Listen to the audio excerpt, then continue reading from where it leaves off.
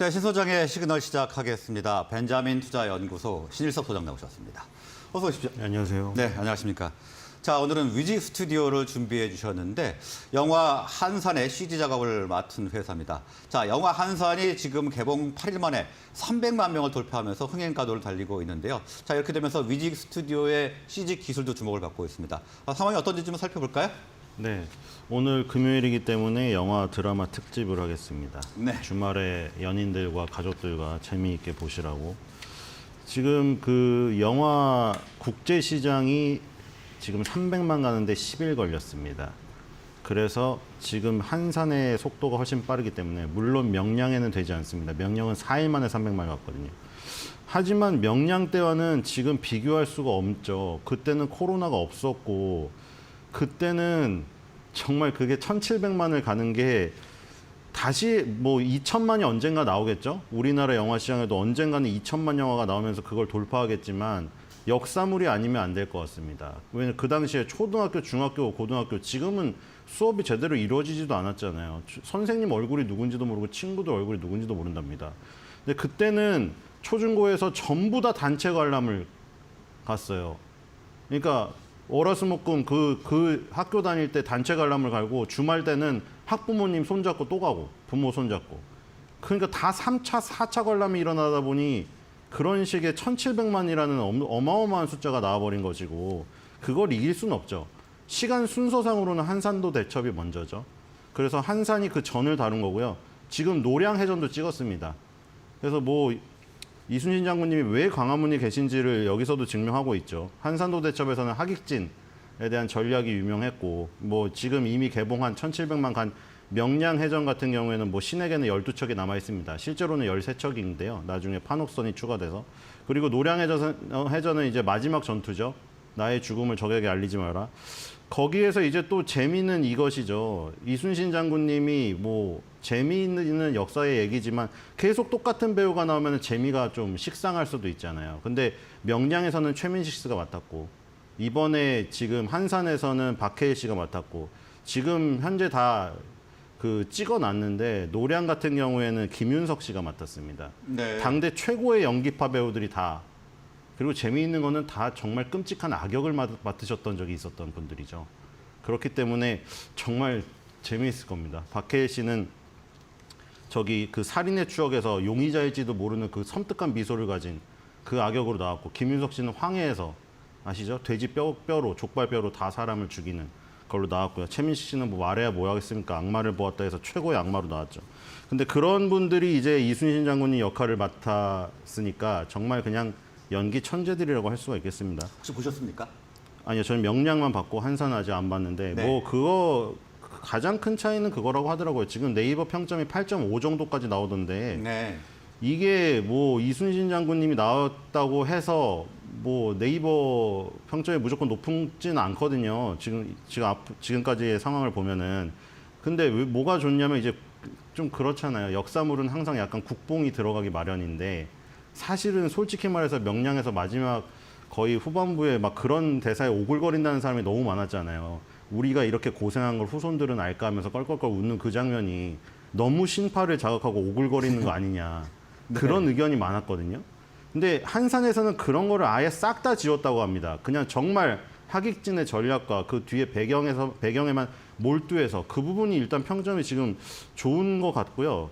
그리고 또 결정적인 차이점이 그거죠. 물론 최민식 배우에서 박해일 배우로 바뀌었다는 것도 많은 차이지만 결정적인 차이는 그때 그 뭐 뉴스를 보시면 아시겠지만 명량을 찍을 때는 물 위에다가 진짜 실제 배를 그대로 건조해가지고 만들었습니다. 그래서 찍었는데 실제로 만들어서 그게 지금 관광지로 지금 발전될 가능성을 지금 타진하고 있잖아요. 근데 이번에는 안 만들었습니다. 배가 없어요. 네. 배를 물 위에 띄우질 않았습니다. 지금 뭐 뉴스에도 나왔지만 강릉의 그 스케이트장을 통째로 빌려가지고 거기를 지금 그 레일부터 시작해서 위에 경사진 그 좌석까지 전부 다 초대형 초록천으로 싹 다 덮어버렸어요. 그 다음에 거기서 연기를 한 거죠. 연기자들도 대단한 것 같아요. 거기서 상상을 해서 연기를 해야 된다는 게, 그러니까 그게 만약에 위직 스튜디오가 MP라는 회사를 지금 M&A로 인수를 했거든요. MP에서 하는 VR, 뭐 XR 스튜디오를 가면 조금 더 그거 좀 될 수가 있어요. 뭐 초록색 블루 스크린이나 그 그린 스크린에서 안 해도 되는 게 있는데 지금 현재는 그 그린 그 스크린에서 찍었습니다. 그냥 거기서 그냥 상상의 연기를 했기 때문에 박해일 씨도 다시 연극 무대로 돌아간 것 같았다. 우리 뭐 소시적의 연극 대학로 가보면 아시잖아요. 정말 그냥 뒤에 판때기 하나 가지고 뭐 지하철 그림 그려놓고 거기서 연기하잖아요. 정말 지하철인 것처럼. 그런 식의 어떤 감정을 느꼈고 앞으로 이런 거에 적응을 해야겠다고 인터뷰를 하더라고요. 그래서 지금 영화가 크게 이제 전투 씬에만 주목을 하고 오글거리는 걸 싹 다 뺐기 때문에 중반부에 견내랑 해전하고 왜냐면 이게 한산대첩이 견내랑이라는 그 지역에서 일어난 해전이에요. 그래서 견내랑 해전이 있고 후반부에 한산도 대첩이 있습니다. 이 두 개로 양분화되어 있는데 이제 CG랑 VFX를 위직 스튜디오가 총괄을 했죠. CG는 말 그대로 이제 컴퓨터 그래픽이고 VFX 기술은 그거보다 한 단계 진화된 시각 특수 효과를 의미하는 거죠. 네. 근데 위직 스튜디오는 이제 견내랑 해전의 VFX를 주로 담당을 했고요. 중반부까지. 그다음에 영화 후반부에 나오는 이제 하이라이트 한산도 대첩은 위직 스튜디오가 2022년도 초반 1월 달에 지분 투자를 한 M83이라는 회사가 담당을 했어요. M83이 SPMC라는 회사를 또 갖고 있고요. 그럼 이 지금 SPCMC는 M83의 100% 자회사고 M83은 위직 스튜디오가 지분을 투자했는데 그럼 M83은 뭐를 하는 회사냐? M83이 넷플릭스에 공급이 되었던 승리호, 음향사, 그리고 TVN의 빈센조의 CG랑 VFX를 담당했던 기술을 갖고 있는 회사예요. 그래서 네. 위직 스튜디오가 2022년 1월 달에 지분 투자를 했는데 지금 벌써 바로 꽃을 피운 거죠. 7개월 만에. 꽃을 피운 거고 이 지금 영화 드라마 제작사 SPMC 요거를 M83이 자회사로 갖고 있고요. 하드웨어 솔루션 기업 PNT를 또 자회사로 보유한 회사예요. 그래서 요거의 역량을 보고 위직 스튜디오가 이거를 지분 투자를 했고요. 아시다시피 컴투스가 위직 스튜디오를 인수했고요. 위직 스튜디오는 레몽레인, 아까 뭐 MP 이런 회사들을 아주 그냥 먹성 좋게 M&A를 하고 있습니다. 이 빈센조에서 이미 M83의 능력은 드러났어요. 저만 그런 게 아니라 다들 그랬거든요. 야, 이거 코로나인데 이탈리아 갔어? 미쳤네. 다들 그랬거든요. 왜 방송국만 예외야? 그때 그런 말 있었잖아요. 맨 밑에 맨날 뭐 방송 끝나고 나서 우리는 방역수칙을 준수했습니다. 나오는데 네. 그게 방역수칙을 준수하라는 글 문기를 넣으라는 방역수칙을 준수했습니다. 이런 비아냥이 있을 정도였기 때문에 이탈리아 현지 로켓을 이때 했다고?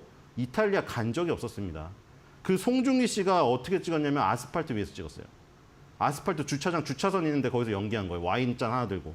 그게 처음에 나오는 장면이 거기서 인상적이었던 거잖아요. 포도밭에서 그 마피아의 그 수괴를 뭐 비아냥 되면서 라이터를 하나 던져서 포도밭을 다 불태워버리잖아요. 그게 전부 CG였습니다. 아, 네. 막 우아한 건축물로 빈센조가 걸어나와서 차에 타고 막 이런 거 있잖아요. 와인잔 들고. 거기 아까 말한 주차 라인 주차장에서 찍었고요. 광활하게 펼쳐진 포도농장 불태우는 장면, 화려한 파올로의 자택에서 발생한 자동차 폭파 장면. 그 파올로로 나오는 그 이탈리아 배우랑 송중기 씨는 만난 적이 없어요. 파올로 씨가 따로 와서 찍은 거고 송중기 씨가 따로 와서 찍은 거고 후반 작업으로 갖다 붙인 거고요. 그래서 이런 부분에서 CG, VFX 기술로 굉장히 찬사를 받았기 때문에 이게 최고의 찬사죠. 이탈리아 현지 로켓한 거 아니냐? 이 정도는 완전히 헷갈릴 정도의 CG, VFX였던 것이죠. 그래서 이 기술을 가지고 위직 스튜디오가 투자를 했고 이번에 후반부에 한산도 대첩 부분도 다 담당을 했습니다. 영화 명량이 실제 모터 달린 배를 그때 건조를 직접 해가지고 물 위에 띄운 다음에 거기서 실제 연기를 했습니다. 명량은. 근데 한산은 아예 물 위에 배를 띄우질 않았어요. 아까 M83이 CG VFX로 초기의 모든 설계부터 디지털 촬영까지 전부 다 CG VFX로 다 했고요. 물에 띄우는 장면이 진짜 저건 물 같은데 하는 장면이 간혹 있을 수 있는데 그거는 뭐냐면 아무래도 그 왜구들이죠. 왜구들이 물에 빠져서 허우적대는 거를 리얼하게 보여줘야 되기 때문에 물 속에서 왜구들 얼굴을 클로즈업해서 찍으려고 그 장면만 단 수조에서 촬영했습니다. 수중 촬영씬을 그것만 했고요. 나머지는 전부 아까 말한 대로 강릉 스피드 스케이트장 초록색 천으로 싹 다 덮은 다음에 거기서 M83의 CG, VFX 기술로 다 했고요. 그러니까 연기자들은 아무것도 없는데 그냥 상상해서 연기한 거예요. 그래서 블록버스터 영화는 보통 VFCG가 2,000개 장면으로 구성된다고 하는데 과거에는 여기에서 5개, 10개 정도.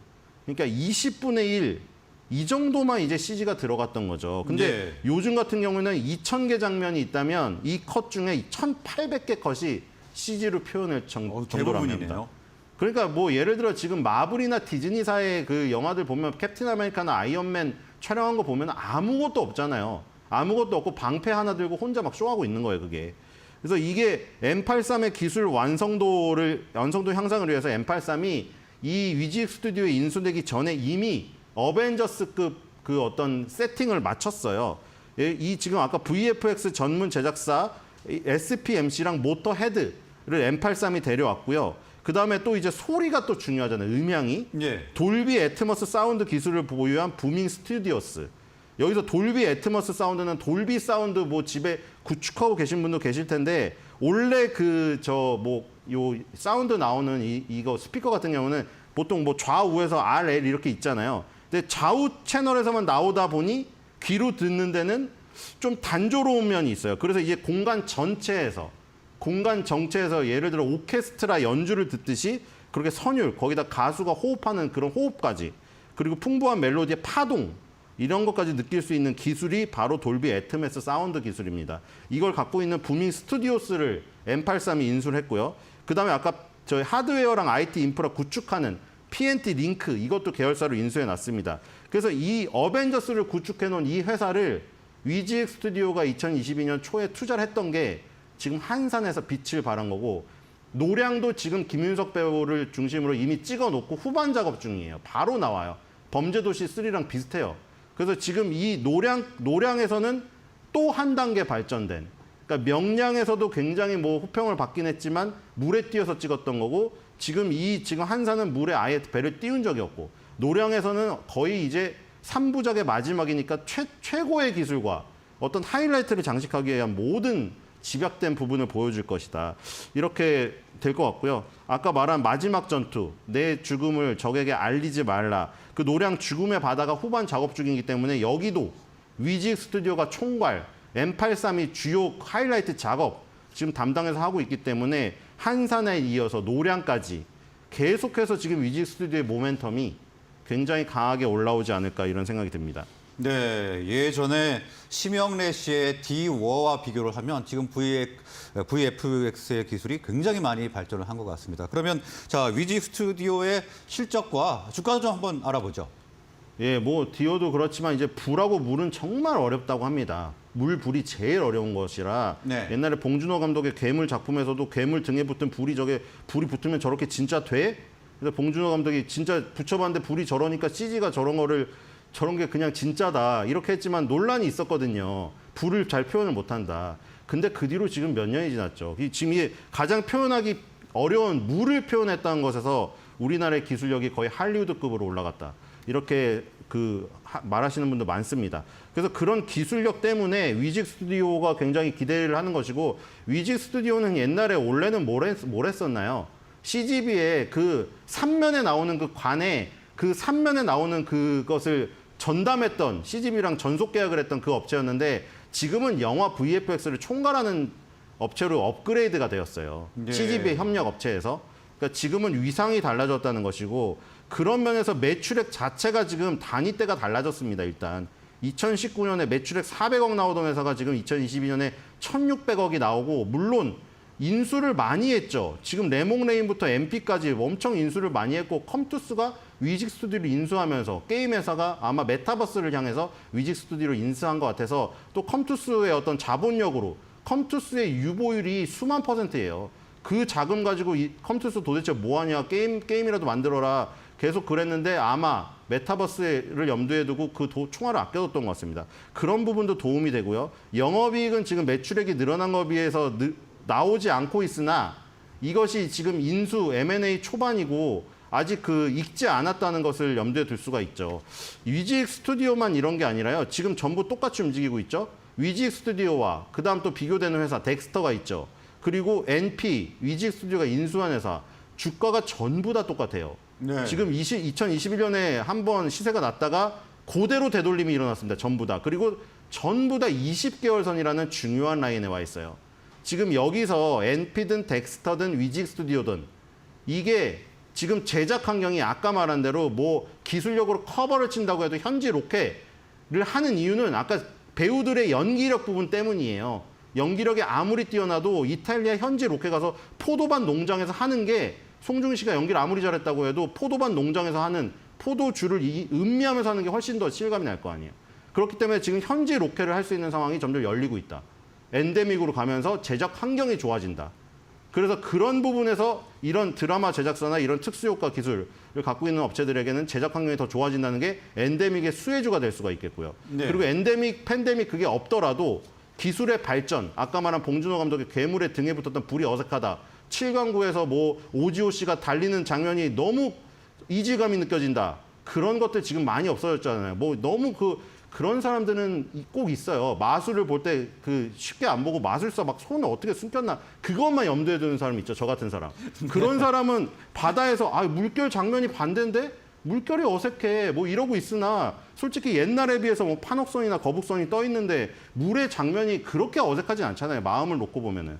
그러니까 엄청나게 발전을 했다는 말이에요. 그래서 엔데믹, 팬데믹 피해 수혜가 없었다고 하더라도 그 기술의 발전만으로도 어떤 안정적으로 계단식으로 올라가는 부분이 있겠죠. 그러니까 지금 팬데믹, 엔데믹 오면서 한번 주고받아서 20개월 전에 와 있으니까 이제부터는 아까 말했던 그 VFX과 X 기술과 CG 기술의 발전 그거에 따른 상승이 좀 있어야 되지 않나 이런 생각이 들고요.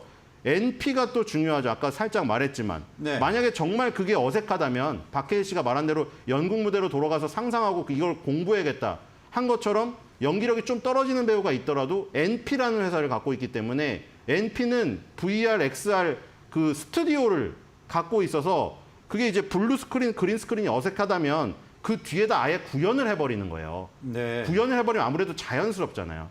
아까 뭐 견내량을 재현을 해버리는 거죠. 옛날에 견내량 1500년대에 견내량을 재현을 해서 조금 더 배우들이 원활하게 연기할 수 있도록 그런 스튜디오도 지금 갖고 있기 때문에 위직 스튜디오의 이제 어떤 발전 가능성은 굉장히 높다. 아까 전에 할리우드에서도 지금 이런 거 이 정도의 수준에 있는 게 한 7개 손가락에 꼽는다고 합니다. 이 정도 네. 회사가. 그러니까 위직 스튜디오나 M83 같은 회사는 기술력이 굉장히 높아졌다 볼 수가 있겠습니다. 그래서 20개월 선에서 굉장히 중요한 라인에서 좀 강한 반등을 한번 노려보고 지금 들어가도 되지 않을까. 지금 같은 경우는 2021년 12월 달에 이격이 이렇게 높을 때 사는 것보다 굉장히 유리한 상황에서 사시는 겁니다. 네.